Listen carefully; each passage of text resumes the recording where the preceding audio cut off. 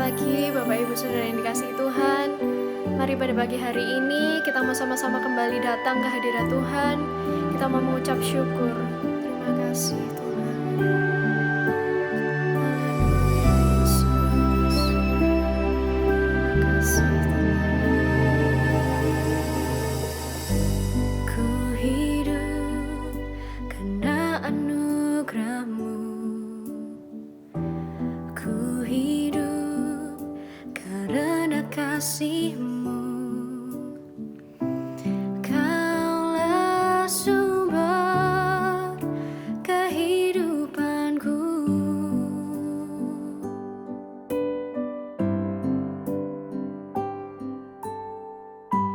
Ku hidup untuk menyembah-Mu. Ku hidup untuk menyenangkan-Mu.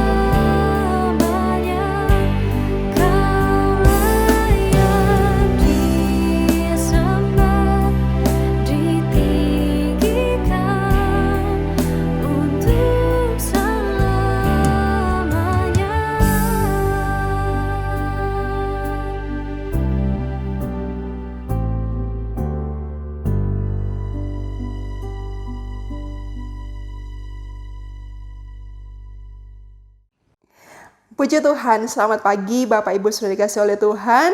Saya bersyukur kepada Tuhan untuk kesempatan hari ini boleh kembali menyapa Bapak Ibu Saudara sekalian lewat tayangan ini. Saudara, hari ini kita akan sama-sama merenungkan firman Tuhan dengan satu tema, yaitu tentang the gratitude, yakni mengenai ungkapan rasa terima kasih, menyatakan rasa syukur kita yang besar kepada Tuhan. Saudara, sesungguhnya ini adalah hal yang sangat penting sekali. Dan hari ini kita akan melihat tema ini dari perspektif nubuat yang pernah dituliskan oleh Nabi Yesaya. Mari saja kita membuka Alkitab kita dari kitab Yesaya pasal yang ke-9, ayatnya yang ke-5. Satu ayat ini saja akan cukup memberikan pengertian kepada kita semua tentang mengapa kita harus menyatakan rasa terima kasih kita yang besar kepada Tuhan. Sekali lagi Yesaya pasal yang ke-9, ayatnya yang ke-5. Demikian bunyi firman Tuhan. Sebab seorang anak telah lahir untuk kita, seorang putra telah diberikan untuk kita. Lambang pemerintahan ada di atas bahunya, dan namanya disebutkan orang, Penasehat Ajaib, Allah yang perkasa, Bapa yang kekal, Raja damai. Puji Tuhan. Saudara, kalau saya bertanya kepada saudara sekalian, kira-kira hal apa yang kita syukuri atau yang kita ungkapkan terima kasih kepada Tuhan belakangan ini? Pada umumnya, orang ketika dia merasa bersyukur kepada Tuhan, itu karena ada sesuatu yang sudah diterima dari Tuhan. Atau karena apa yang dia minta dari Tuhan sudah diberikan oleh Tuhan baginya.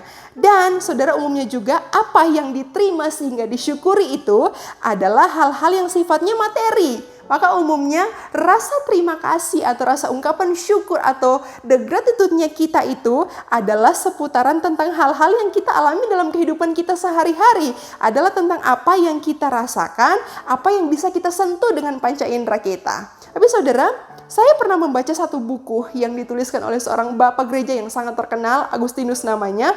Agustinus mengatakan begini saudara, kita bersyukur, kita berterima kasih kepada Tuhan oleh karena Allah itu memilih untuk tinggal bersama dengan kita di dalam Yesus Kristus. Dan di dalam Yesus Kristus itulah kita bukan hanya sekedar hidup, tetapi kita memiliki hidup yang berkelimpahan. Namun saudara, dalam hemat saya acap kali kalimat yang benar ini sering kali bahkan luput dari list rasa terima kasih kita kepada Tuhan. Bahwa Allah itu datang, tinggal bersama dengan kita, hadir di dalam sejarah, lahir di Bethlehem pada satu masa, atau dengan kata lain yakni Allah itu memilih untuk hadir di tengah manusia melalui Yesus Kristus. Dan di dalam Yesus Kristus itulah kemudian kita bisa mendapatkan hidup. Dan hidup itu bukan hanya sekedar hidup yang biasa saja, tetapi hidup yang berkelimpahan. Wah saudara, ini sungguh hal yang sangat luar biasa sekali yang patut untuk kita syukuri. Melebihi semua rasa terima kasih kita atas segala berkat-berkat secara materi, secara jasmani yang pernah kita terima bahkan mungkin sampai hari ini. Sadarkah kita bahwa hadirnya Allah melalui kelahiran Yesus Kristus itu begitu dahsyat sekali efeknya, begitu dahsyat dampaknya dalam kehidupan kita. Yang untuk hal itu, saudara, sebenarnya betapa banyak pun rasa terima kasih kita kepada Tuhan tidak akan pernah cukup bahkan.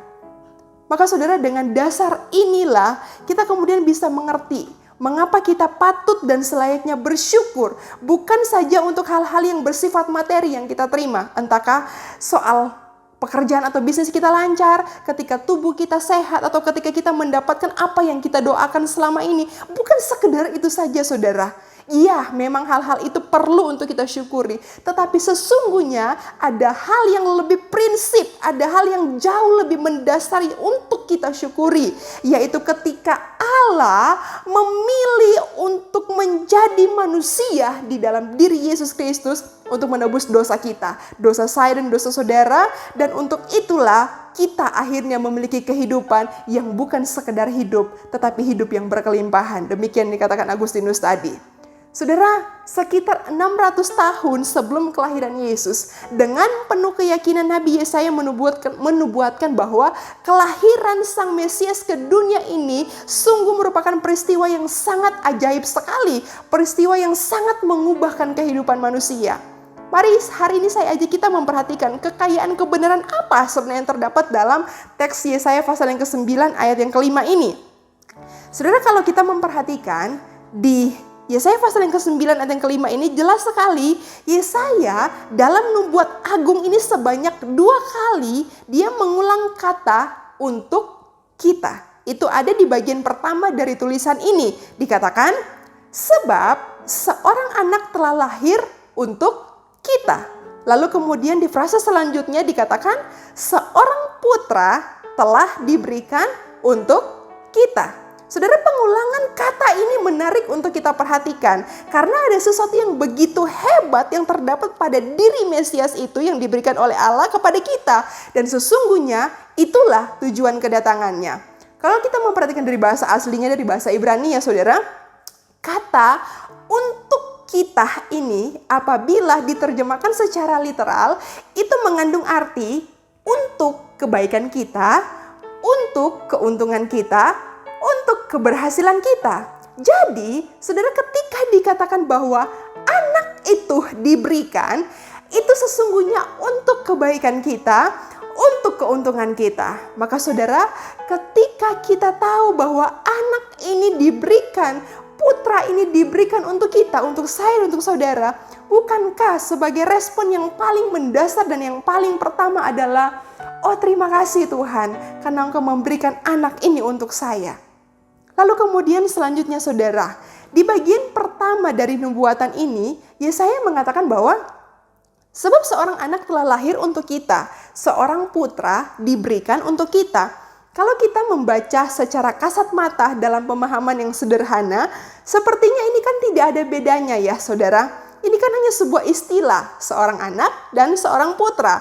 Dan kalau dalam bahasa Indonesia pun biasanya dipakai secara bergantian saja istilah ini, yang artinya tetap sama.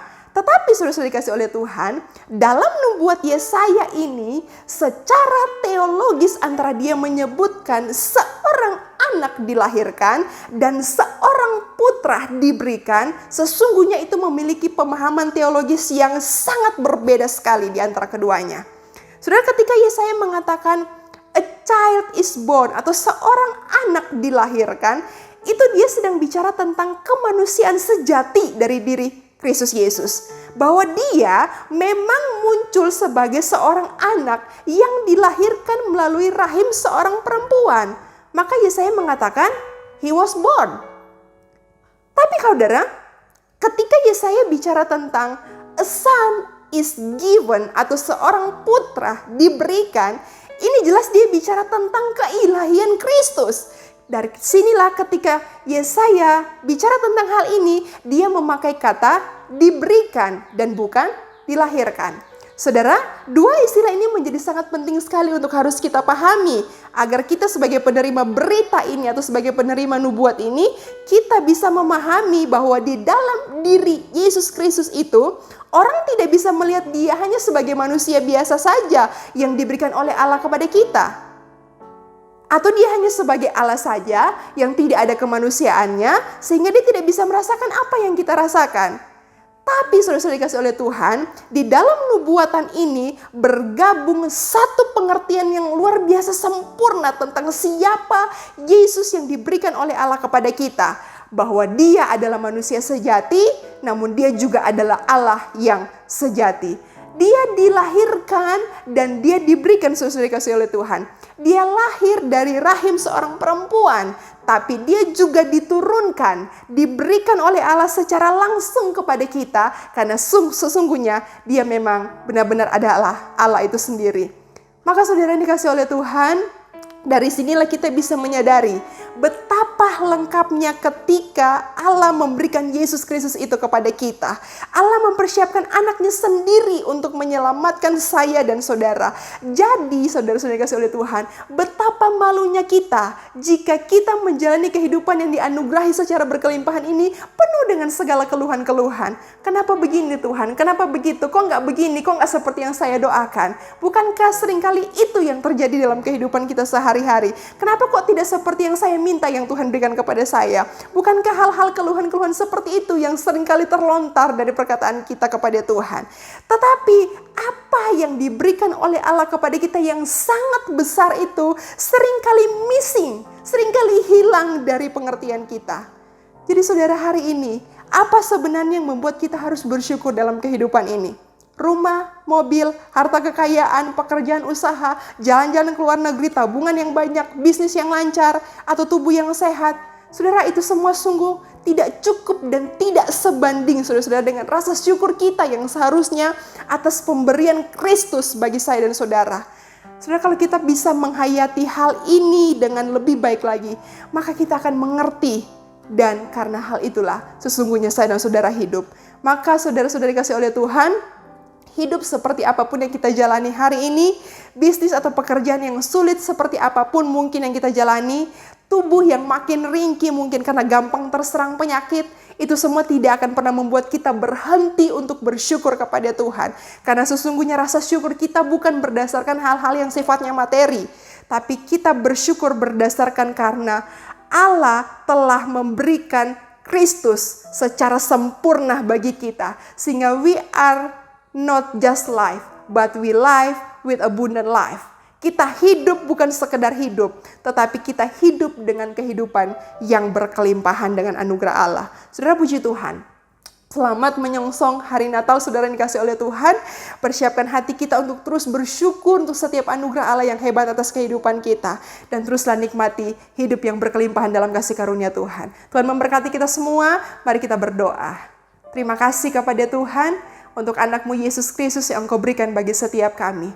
Kami percaya dalam rancangan-Mu yang sempurna, semua untuk segala kebaikan bagi kami. Dan ajar kami untuk terus bersyukur, karena sesungguhnya sempurna apa yang Engkau anugerahkan dalam hidup kami. Terima kasih kepada Tuhan untuk firman-Mu hari ini. Kami sungguh mengucap syukur. Pimpin kami sepanjang hari ini, dalam nama Tuhan Yesus kami berdoa. Haleluya. Amin.